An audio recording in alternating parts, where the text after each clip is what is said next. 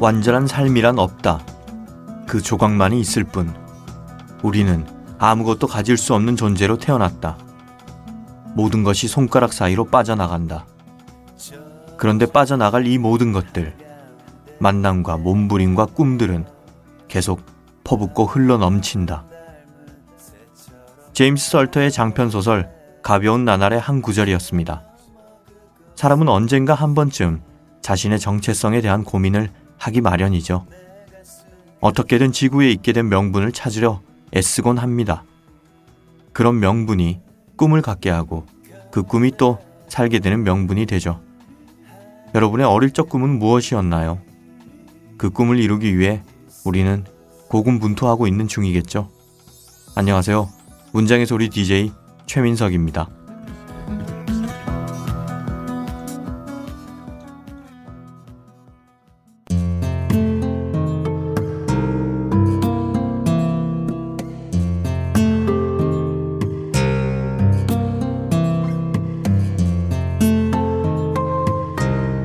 낭독하는 녹음실.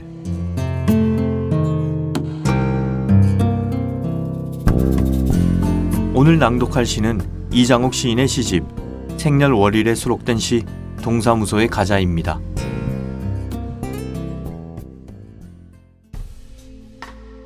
동사무소의 가자. 이장욱. 동사무소의 가자. 왼발을 들고 정지한 고양이처럼 외로울 때는 동사무소에 가자. 서류들은 언제나 낙천적이고 어제 죽은 사람들이 아직 떠나지 못한 곳. 동사무소에서 우리는 전생이 궁금해지고 동사무소에서 우리는 공중부양에 관심이 생기고 그러다 죽은 생선처럼 침울해져서 짧은 질문 던지지. 동사무소란 무엇인가? 동사무소란 그 질문이 없는 곳, 그 밖에 모든 것이 있는 곳, 우리의 일생이 있는 곳. 그러므로 언제나 정시의 문을 닫는 동사무소에 가자. 두부처럼 조용한 오후의 공터라든가 그 공터에서 혼자 노는 바람의 방향을 자꾸 생각하게 될 때, 어제의 경험을 신뢰할 수 없거나 혼자 잠들고 싶지 않을 때, 왼발을 든 채 궁금한 표정으로 우리는 동사무소에 가자. 동사무소는 간결해. 시작과 끝이 무한해. 동사무소를 나오면서 우리는 외로운 고양이 같은 표정으로 왼손을 들고 왼발을 들고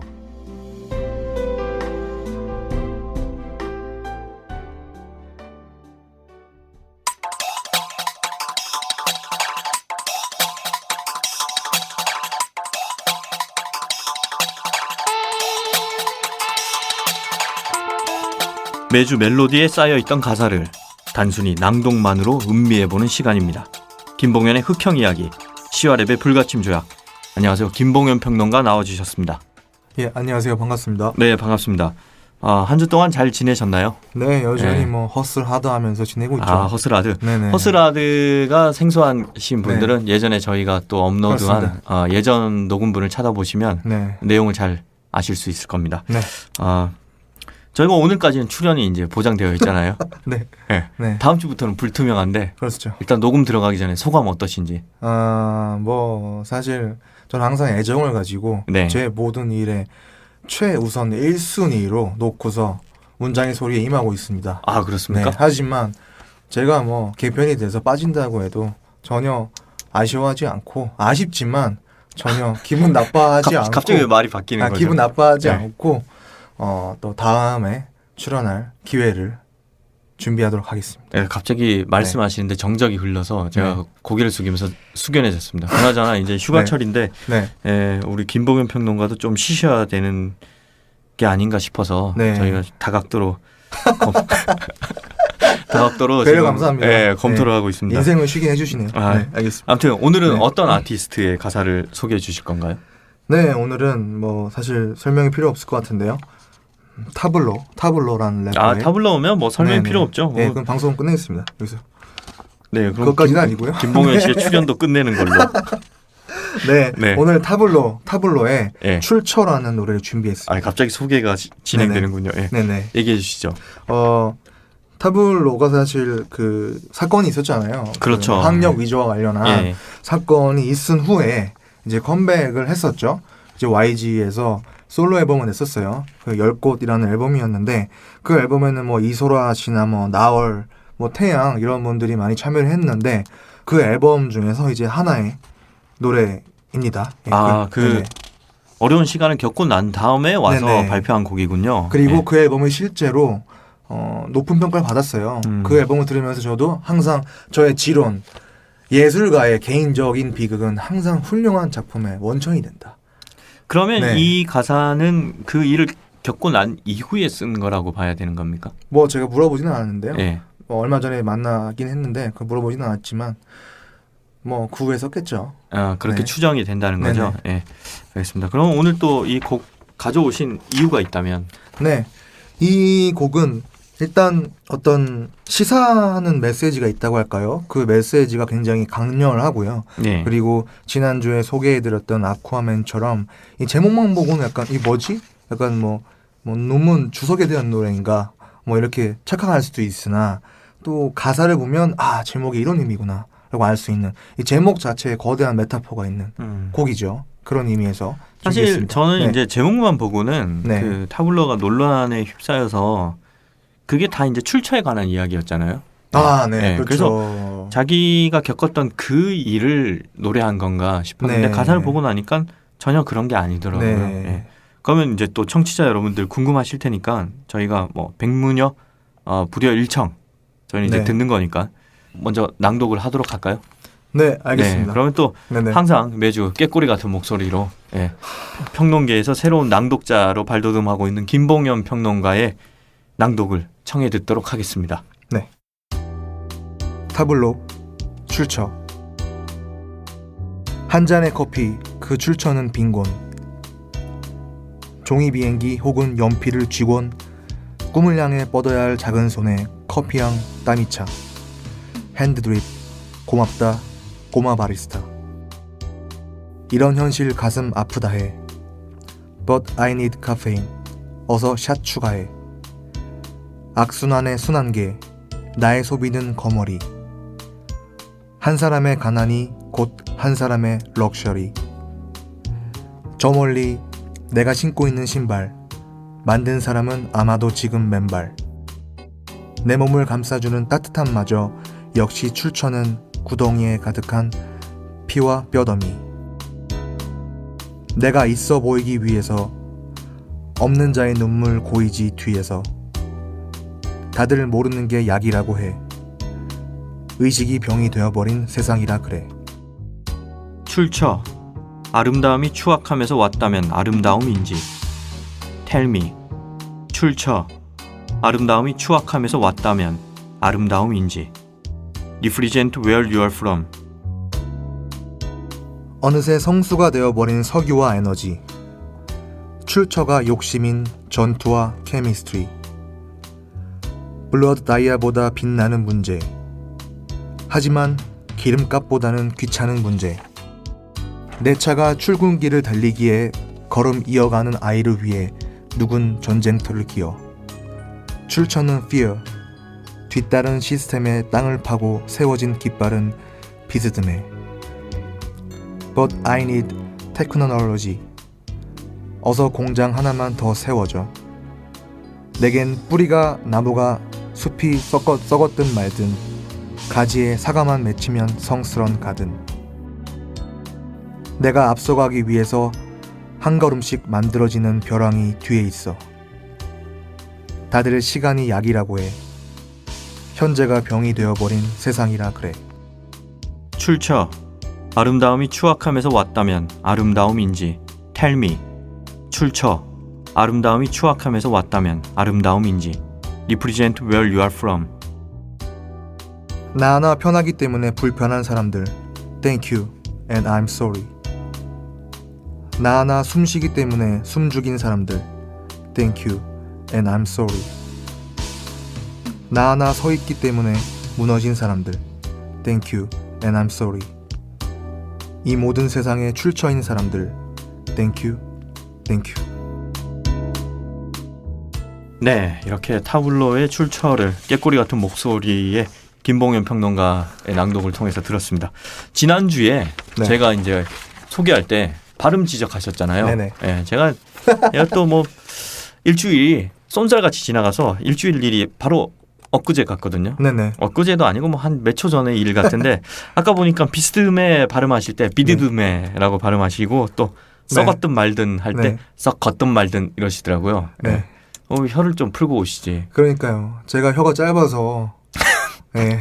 아, 왜 웃으시죠? 갑자기 진짜인데? 네. 갑자기 진지하게 자학을 하시니까 너무 인정을 해보니까 그런가요? 예. 저는 제가 부족한 건 아니, 쿨하게 인정합니다. 지금 네. 녹음하는 장면이 이제 청취자들에게는 보이지 않는데 네. 지금 봉현 씨가 고개까지 떨어뜨리고 네. 말씀을 하셨거든요. 울고 있습니다. 예. 네. 이거 제가 죄송하네요. 근데 마음을 좀 크게 쓰셔야지. 우리의 네. 즐거움이 너의 고통으로부터 왔다면 그것이 진정 즐거움인지 출처 텔미. 예. 뭐 아무튼 그렇게 되네요. 네. 가사를 접하면서 느꼈던 거는 메시지가 강하다는 거였어요. 네. 그러니까 우리 세계가 처하고 있는 자본주의의 폐해나 뭐 악순환에 대해서 말하고 있는데요. 네네. 랩이 가진 가장 강력한 분위기가 저는 메시지 전달이라고 생각을 하거든요. 강력한 무기겠죠. 분위기가 아니라. 분위기라고 얘기했나요? 네. 아, 예. 네. 대본에는 무기라고 되어 있는데 네, 이게 무기징역감. 예. 네, 사실 죄송합니다. 이 노래 가사가 뭐 누구나 아니 뭐 완전히 새로운 내용은 아니고 또 그래서 어떤 분들은 뭐 식상해 할 수도 있겠고 또 표현의 훌륭함의 측면에서 뭐 대단하지 않다고 생각할 분들이 어딘가 있을 것 같긴 한데 하지만 이러한 것들을 이렇게 이 자기만의 화법으로 정리를 해서 랩으로 라임을 맞춰서 가사를 썼고 또 이것이 뭐 리듬과 사운드를 통해서 이제 세상에 알려지는 순간 사실 또 엄청난 이 무기가 되는 거죠. 아닌가요? 그렇죠. 네. 네. 그래서 저는 랩이 여기 나와 있듯이 랩에 지닌 가장 강력한 힘 중 하나가 이런 것 같아요. 그냥 누구나 할 수 있는 말들을 이렇게 랩이라는 형식으로 했을 때 정말 강력한 파워가 생긴다는 거. 네. 그렇습니다. 그리고 또 지난주에 이어서 제가 이제 라임을 봤는데 네. 타블로는 굉장히 박자를 잘 맞춰서 가사를 쓰는 사람이네요. 네, 약간 정제되어 그러니까, 있죠, 예. 가사가. 그리고 네. 사실 랩이라는 것은 이제 뭐 띄어쓰기를 해서 출력을 해서 보면 그 말했을 때의 라임만 맞으면 되는 거, 그러니까 박자만 맞으면 되는 거지. 네. 띄어쓰기를 한 이후에 글로 써져 있는 것까지 맞출 필요는 없거든요. 네네. 근데 타블로는 그게 다 맞아요. 네. 그러니까 사실은 같은 단어를 반복했기 때문에 그런 건데 예컨대 이런 겁니다. 나 하나 편하기 때문에 불편한 사람들, 나 하나 숨쉬기 때문에 숨죽인 사람들, 네. 나 하나 서 있기 때문에 무너진 사람들. 이 부분은 그냥 출력을 해서 보더라도 그냥 다 맞거든요. 그렇죠. 그렇죠. 편하기, 숨쉬기, 서 있기 이런 것만 바꾸는 거라고요. 그러니까 네. 이런 것들이 저희가 이제 시를 쓸 때 제일 처음에 하는 건데, 예. 약간 정형시 같은. 예, 네. 타블로는 그 사실 전공이 그러니까 그게 뭐 논란에 휩싸이긴 했지만 크리에이티브 라이팅이잖아요. 네네. 그래서 뭐 이런 공부를 어떠한 식으로라든지 하지 않았을까, 네. 아니면 뭐 혼자서라도 이런 경험을 해보지 않았을까, 뭐 그렇게 생각합니다. 그 경험의 산물인 것 같아요. 사실 타블로의 모든 가사들이 이렇게 약간 형식적으로 예. 정제된 가사는 아니지만 예. 한 이 노래는 그렇게 되어 있는 것 같고요. 예. 저희가 예전 지지난 주였던가요? 낭독했던 그 B타입의 돈키호테 같은 노래들은 사실 예. 낭독을 하기 좀 어렵죠. 라임의 측면에서. 왜냐하면 이제 굉장히 자연스럽게 뭔가 숨어 있기 때문에. 네. 하지만 이 타블로의 출처 같은 경우에는 텍스트만 봐도 어디서 끊어야 될지 글자 수가 또 어떻게 맞아 들어가는지 대략 이제 감이 잡히기 때문에 낭독하기 좀 수월한 노래. 돈키호테 가사 그거였죠. 박쥐 나오는 거였죠. 그 노래는 서른입니다. 서리에 서른. 달. 벌써 죄송합니다. 이렇게. 네. 네. 그게 정말 좋아서 제가 네네. 아직까지 그 서른의 네. 그늘에서 헤어나지 못하고 있네요. 이제 40 되시는데. 아니요, 40 안 됐습니다. 저 아직. 알겠습니다. 네. 알겠습니다. 아무튼 그 타블로의 출처를 오늘 낭독해 보았고요. 봉현 씨 네네. 끝으로 이제 네. 오늘이 마지막이 될지도 모르는데. 네. 오늘 하시고 싶은 말씀 네. 못한 거 있다면. 네. 그동안 22회를 한 것 같아요. 네, 감사했고요. 문학과 힙합 또 시와 랩 이런 식으로 접점을 찾으면서 저도 새로운 시도를 해본 것 같아서 많이 즐거웠습니다. 예, 네. 이렇게 아니, 인사를 하고 다음 주에 또 나올지도 모르지만 이렇게 아무튼, 진지하게 말씀하시니까 저는 마치 서태지가 옛날에 은퇴할 때 굿바이. 그때 했던 네. 기자회견이 이너비 리스너비. 약간 연상이 되면서 알겠습니다. 저희가 네. 또 이렇게 헤어질 수는 없죠. 봉현 씨 다음 주에도 건강한 모습으로 뵙길 네. 바라고요. 아무튼 오늘도 타블로의 출처 네. 깨꼬리 같은 목소리로 낭독해 주셔서 감사드리고요. 꼭 음악으로 들어보시기 바라겠습니다. 알겠습니다. 예. 그러면 다음 주에 또 건강한 모습으로 좋은 가사로 만나 뵙도록 하겠습니다. 감사합니다. 예, 감사합니다. 저 하늘 한가운데 내가 보여 바람 닮은 새처럼 날아오를래 저 너머 그곳에 내가 숨겨놓은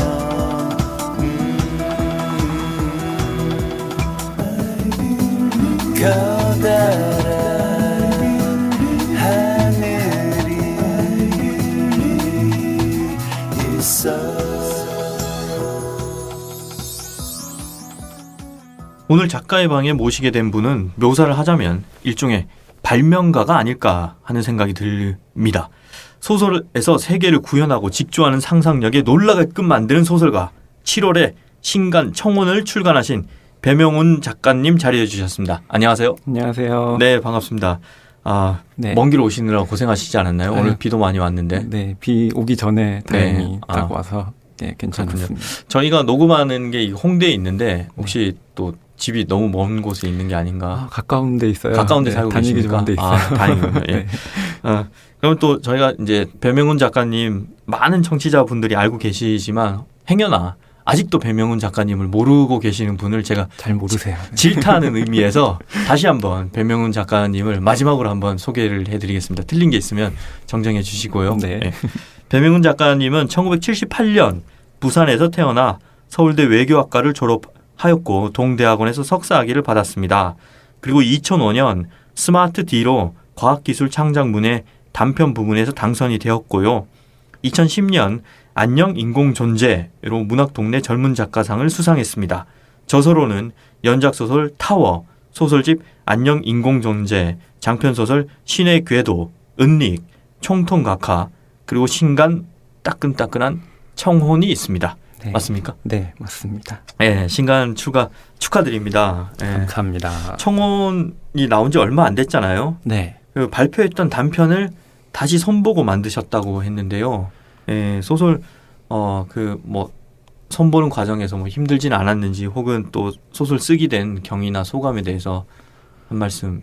그러니까 2006년에 단편으로 썼는데요. 네. 그때는 웹진에 발표를 했었고요. 거울이라는 환상문학 웹진이 있어요. 네. 거기 발표된 버전인데 제가 아까 소개해 주신 것 중에 동대학원에서 석사학위를 받았다고 네. 돼 있는데 그때 제가 전쟁 관련 공부를 좀 했어요. 1차 대전 관련 이야기 공부를 했었는데 그러면서 썼던 단편 버전이 뭔가 좀 많이 빠져 있다는 걸 예. 좀 깨닫고 좀 그러면 뭔가 뜨끔뜨끔 하잖아요. 이렇게 두면 안 되는데 그래서 마침 문예중앙에서 그 중편소설 청탁이 네. 들어왔는데 언제쯤? 그게 2010년이었어요. 2010년 처음 쓴 게 2006년이었을 거고 2010년에 청탁이 들어왔는데 저는 사실 문예지에서 청탁이 오면 예.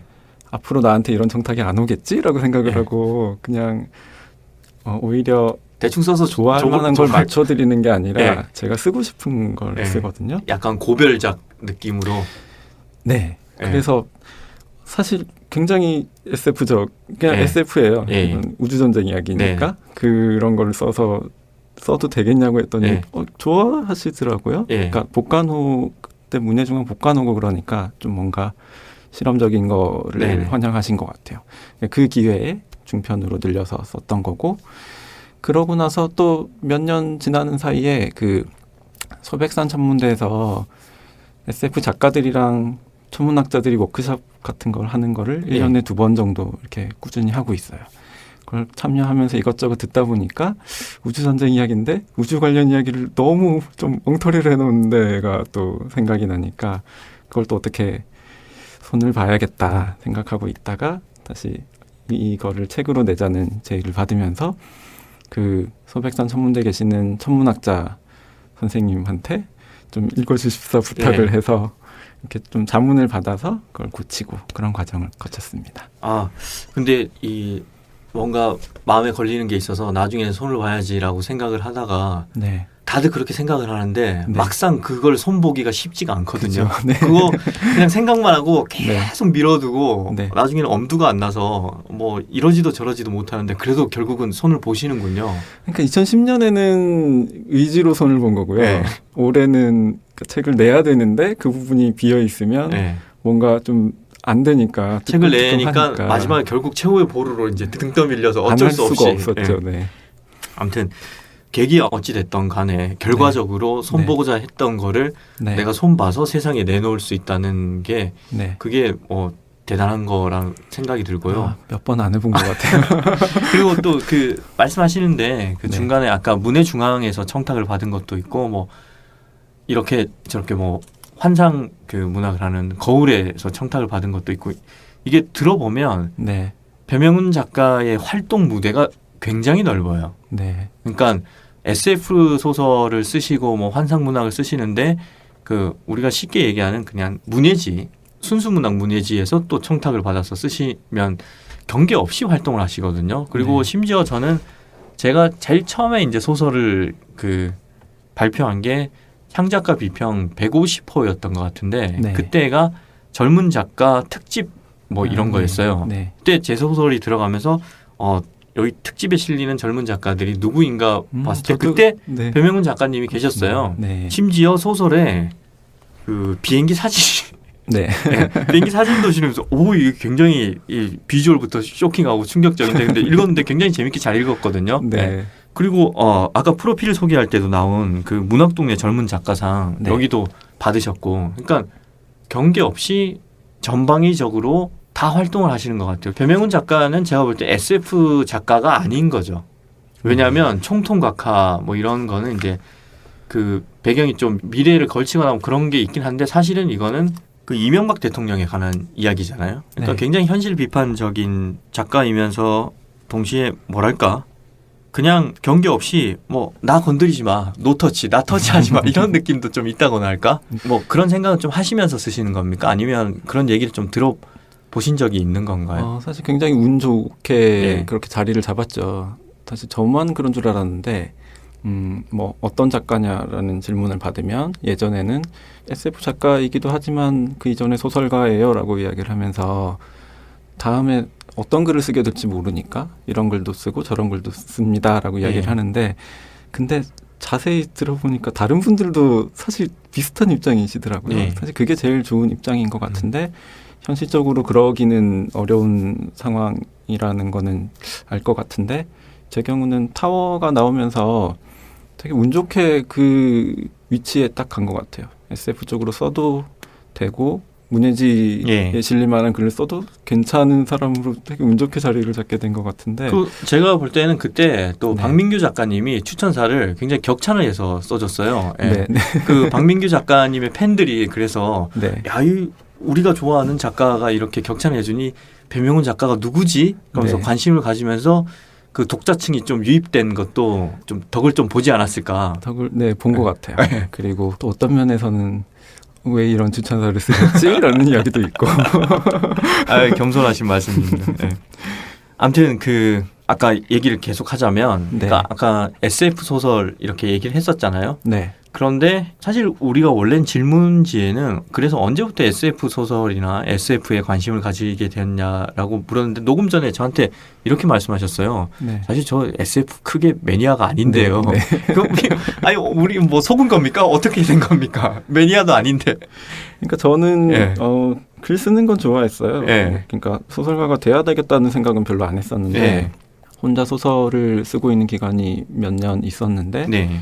그 기간에 쓰고 있던 소설들이 그러니까 저는 그냥 일반적인 소설이라고 생각하고 쓰는 건데 제가 대학에서 공부하고 대학원까지 가서 공부한 게 그 국제정치학이라는 네. 학문이에요. 그러니까 세계에 대해서 공부를 네.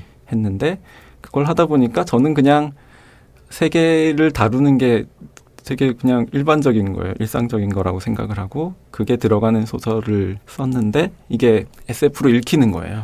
그러면 받아들인 사람들이 그렇게 네. 수용을 한 거군요. 네. 네. 그래서 지금도 그런 경향이 좀 있는데요. SF적인 요소가 안 나오는 글인데도 세계 여기저기를 막 넘나드는 글을 보면 사람들이 SF인가? 라고 생각을 하는 경우가 있어요. 그러니까 그런 경우가 같은데 SF가 세계의 비중이 굉장히 큰 이야기예요. 인물만으로 해결이 안 되는 네. 세계가 움직여야 되는 이야기인데 그래서 SF 하시는 분들의 눈에 제가 먼저 띈 것 같아요. 그러면서 공모전에 당선되고 그쪽 지면이 들어오면서 또 본격적으로 연습을 해서 쓰다 보니까 점점 SF 작가가 된 거는 맞는데 문제는 제가 매니아는 아니었다는 거는 그 이 과학기술 창작문의 예. 시상식에 갔더니 다른 분들은 그 테이블에 있는 다른 수상자들은 엄청난 매니아라는 거죠. 어떻게든 아시는 분들이에요. 네. 서로 일단 그 아이디를 네. 통해서 그러니까 SF계에서 서로 활동하면서 아이디 정도는 누군지 아시는 분. 온라인에서 서로 활동을 네. 하면서 근데 저는 관계가 형성된. 그냥 어디서 툭 튀어나와서 이렇게 떨어진 그게 사람이었죠. 갑툭튀라고 하는데 네. 갑자기 툭 튀어나오는. 네. 그래서 아마 처음에는 그분들도 일단 얘가 상을 받기는 네. 했는데 얼마나 쓰려나 보자라고 네. 했던 것 같아요. 근데 그 뒤에 약간 그래서 검증 과정이 필요했던 것 같고요. 그 뒤에 주어지는 지면에서 이걸 내가 충분히 쓸 수 있다는 걸 보여줘야 되는 거니까. 그래서 저는 등단을 언제 했냐고 물으면 되게 난감한 게 저는 등단을 했는지 잘 모르겠거든요. 근데 데뷔를 하신 이때가 등단이죠. 2005년. 근데 그 2005년에 당선이 되고 나서 예. 다른 뭐 공모전 같은 데에 이렇게 내보려고 문의를 해보면 제가 이런 상을 받았는데 네. 제가 등단을 한 건가요? 아닌가요? 이렇게 질문해보면 잠시만요 하고 어디 네. 가서 막 알아보고 오시다가 그런 거 상관없어요 라는 답을 하시는 기간이 되게 굉장히 길었어요. 그게 그러면서. 보통 그런 게 있어요. 어디서 상을 받으면 상을 받아도 5년 이하, 10년 이하는 지원 자격이 되거든요. 그런 거일 수도 있고요. 예. 아니면 또 분야가 달라서 그런 걸 수도 있고, 예, 뭐 그건 케이스 바이 케이스겠죠. 근데 아마 그냥 등단하신 작가분들도 비슷한 고민을 하실 텐데 예. 일단 등단을 했다고 해서 그냥 작가가 탁 되는 거는 아니잖아요, 사실은. 그렇죠. 그리고 심지어 2번 등단해요. 네네네. 4주 전에 나온 김원수 작가님은 진주신문으로 등단하고 그 다음에 동아일보에 또 등단을 합니다. 네, 예. 네. 그런 작가들 굉장히 많습니다. 그래서 이 동료 작가들끼리, SF 작가들끼리 우리가 작가가 맞나? 이런 소리도 좀 하다가 그러면서 몇 년간 쭉 꾸준히 활동을 하다 보니까 어느 순간에 제가 작가라는 거를 독자들이나 그 뭐 관계자분들이 별로 의심하지 않는 단계가 있었어요.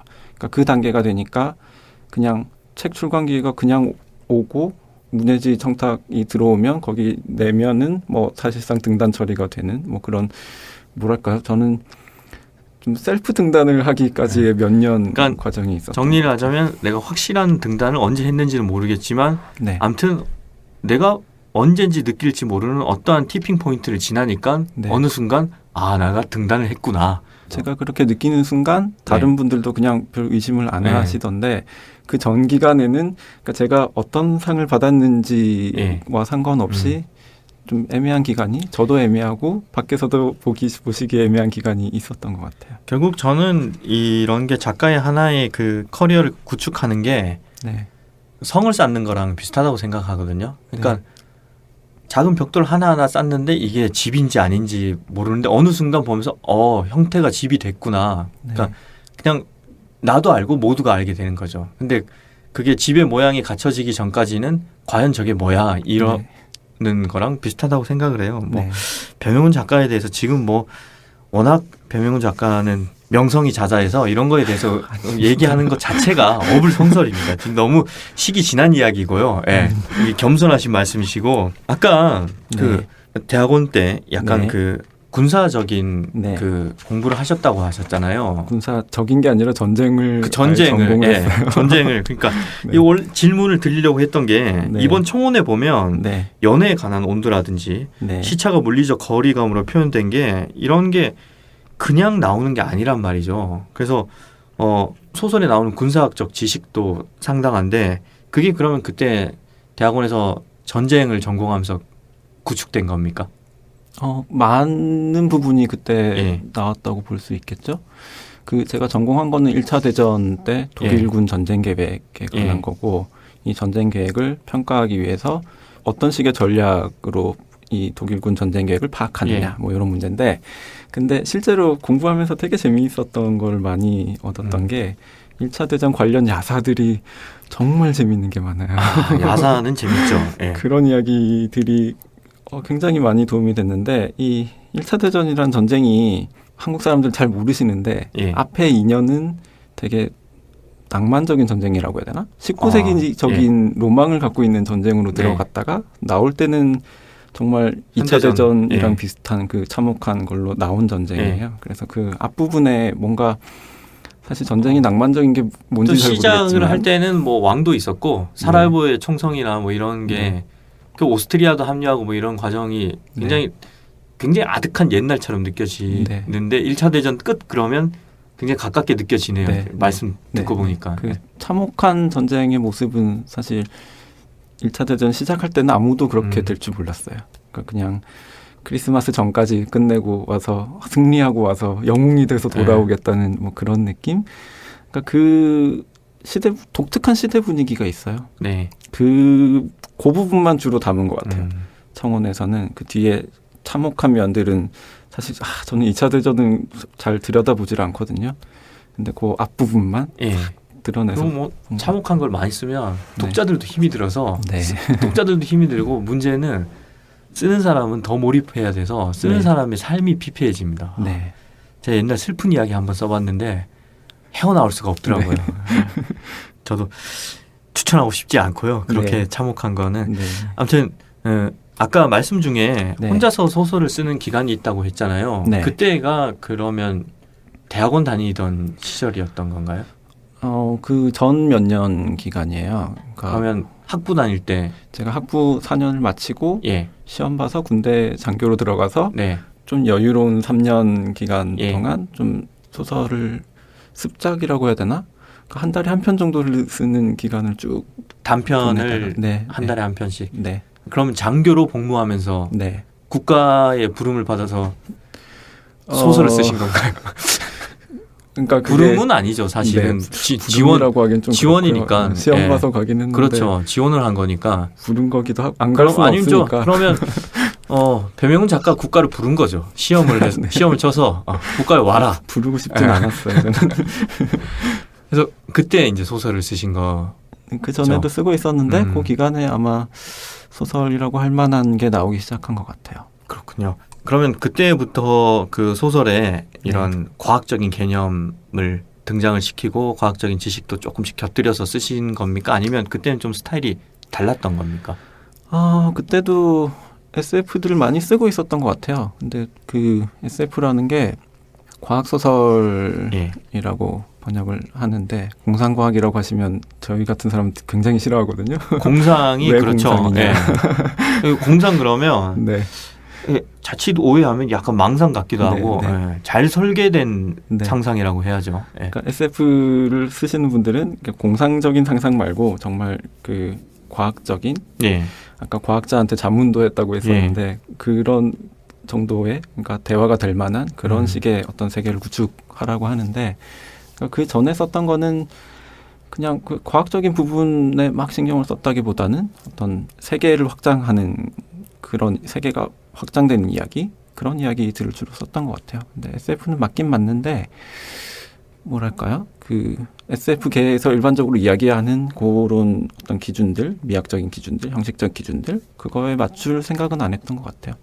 근데 뭐 꼭 그걸 맞춰야 되는 건지는 잘 모르겠어요. 그렇죠. 그리고 이게 SF 소설이라고 하면 제가 볼 땐 지금 이제 대세는 배명훈 작가거든요. 그래서 굉장히 과학적인 이미지 이런 건데 실제로 만나보니까 자기가 SF 매니아가 아니라는 커밍아웃도 했고 지금 이 체크무늬 남방이나 이 수수한 헤어스타일 심지어 이 뭐 90년대 그 로맨스 영화에 나오는 듯한 약간 선배의 이미지예요.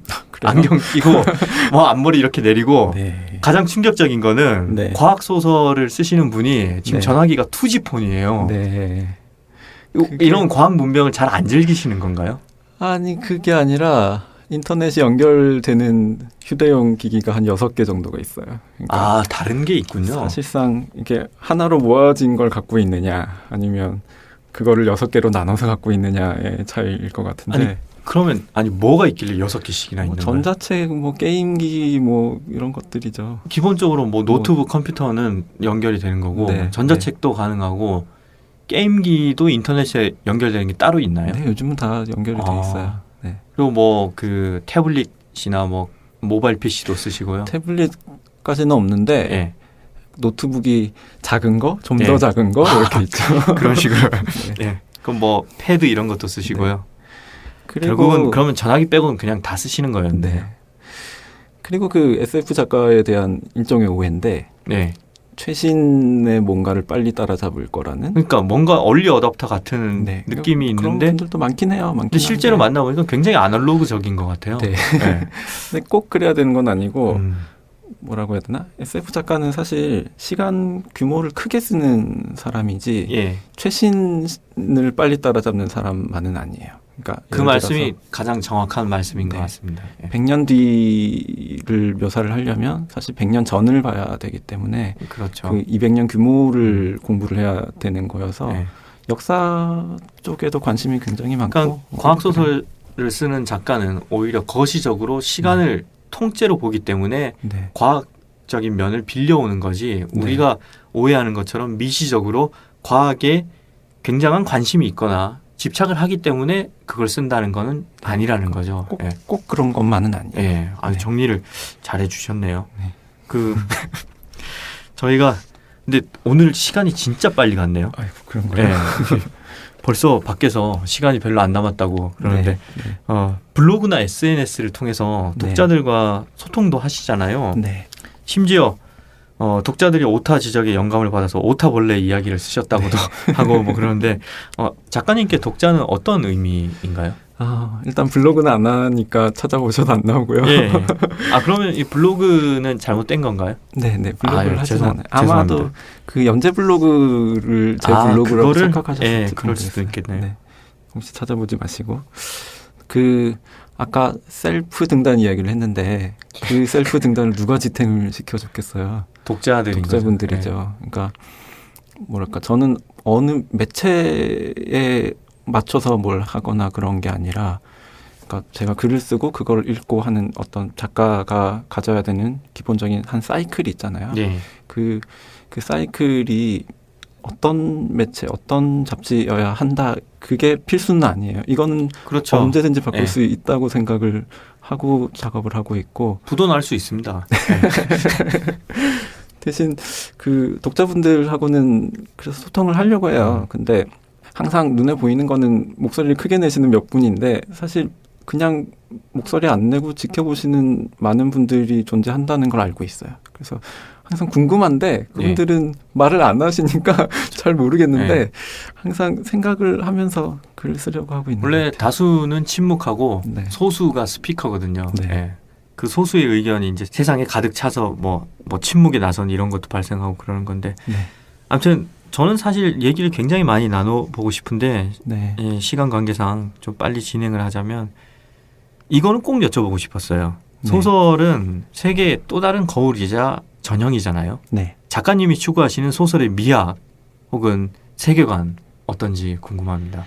이 세계관이라는 거는 그러니까 네. 작가의 세계관을 말씀하셔도 좋고요. 아니면 내가 추구하는 소설의 세계관, 그러니까 소설관. 소설이란 것은 나는 이랬으면 좋겠다. 난 이런 소설을 쓰고자 한다. 이런 걸려주는 겁니다. 그러니까 점점 이 문학계 쪽에 계신 분들이랑 일을 하면서 느끼는 건데 저는 다른 분들보다 훨씬 세계의 비중이 높은 이야기를 쓰고 있다는 생각을 해요. 그 뭐 소설은 인물이 전부라는 이야기도 굉장히 많이 듣는데 저는 동의 절대 안 하고요.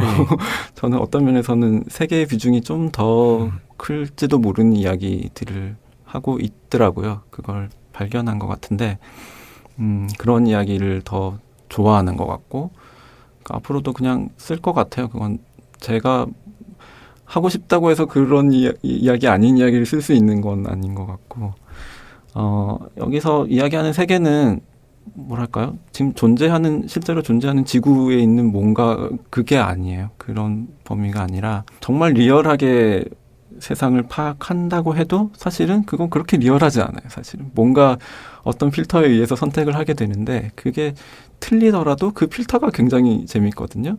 저는 어떤 사람이 어떤 세계를 볼 때 어떤 식으로 틀리게 보는데 그게 어떻게 재미가 있는지 그런 것들을 발견해내는 게 저는 되게 재밌어요. 그러니까 그런 이야기를 좀 더 하게 되지 않을까. 그러니까 세상 밖으로 나가서 벌어지는 이야기들, 그런 이야기들 좀 더 하게 될 것 같아요. 기대가 됩니다. 네, 고맙습니다. 배명훈 작가의 신간 청혼 많은 사랑과 지지 부탁드리고요. 앞으로의 계획과 그리고 끝으로 문장의 소리 청취자 여러분들께 한 말씀 부탁드립니다. 네, 제가 올해는 단편을 좀 많이 썼거든요. 작년에 책 2권을 갑자기 내느라 힘들어서. 작년에 은닉도 나오고 청통각화도 나오고 아주 배명훈의 한 해가 아니었나. 그래서 이렇게 너무 생각합니다. 지쳐가지고요. 좀 쉬면서 단편을 써야지 하고 생각했는데 단편을 올해 6편을 써야 됐는데 지금 5편을 썼어요. 그래서 이것도 만만치 않더라고요. 만만치 않네요. 그리고 심지어 작년에 은닉은 킬러 이야기고 청통각화는 또 정치 풍자고 뭐 경계가 없어요. 그래서 그 문제가 중요한데 그 단편 6편이 비슷한 류의 매체에 실리는 게 아니라 사실은 어떤 건 뭐 과학적으로 어떤 건 문예지. 그러면 아마 독자 여러분들이 보시기에는 한쪽만 보실 거예요. 그래서 제가 막 쓰고 있다고 생각해도 일부만 보시긴 할 텐데 언젠가 정리될 기회가 있긴 하겠지만 근데 제가 늘 독자 여러분들한테 이야기를 하는 거는 저는 계속 쓰고 있다는 이야기를 하고 싶어요. 계속 그러니까 우리 동시대의 이야기를 계속 쓰고 있다는 거 뭔가 빨리 대박을 내겠다고 생각을 하는 게 아니고 꾸준히 쓰겠다는 이야기를 하고 싶고 좀 길게 지켜봐 주시면 뭐랄까 지금 아마 하나하나를 보시면 이거 썼다가 저거 썼다가 하는 느낌이니까 뭔가 혼란스러우실 수도 있으실 텐데 아마 길게 보시면 어떤 이야기를 하려고 하는지 그거를 아실 수 있게 되지 않을까. 아무튼 제가 드릴 수 있는 말씀은 계속 쓰겠다는 거. 계속 쓰시고 또 작가가 데뷔를 하면 한 10년은 지켜봐야 그 사람이 어떤 세계를 구축하는지 알 수 있거든요. 2005년부터 시작하셨으니까 2015년까지는 배명훈 작가가 어느 방향으로 가든지 다 응원하고 지지하는 마음으로 꾸준히 한번 지켜봐 주시기 부탁드리고요. 그리고 건강 잘 챙기셔서 저번에 예전에 제가 트위터 보니까 허리 아프다, 허리만 안 아팠으면 좋겠다. 엄청 고생을 하신 것 같은데 허리 위 안 아프고 건강 잘 챙기시기 바랍니다. 아무튼 작가님 작품을 읽다 보면 인간에 대한 애정 그리고 세계를 보는 따뜻한 시선이 느껴지는데요. 만나 뵙고 보니까 더욱 소설가가 지녀야 할 관찰력에 대해서 저도 생각해 보았습니다. 이렇게 나와주셔서 감사드리고요. 앞으로도 멋진 작품 계속 쓰시길 응원하겠습니다. 감사합니다. 네, 감사합니다. 네, 고맙습니다.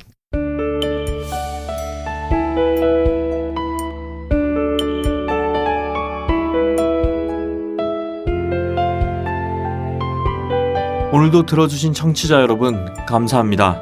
좋은 한 주 보내시기 바랍니다. 다음 주에 뵙겠습니다.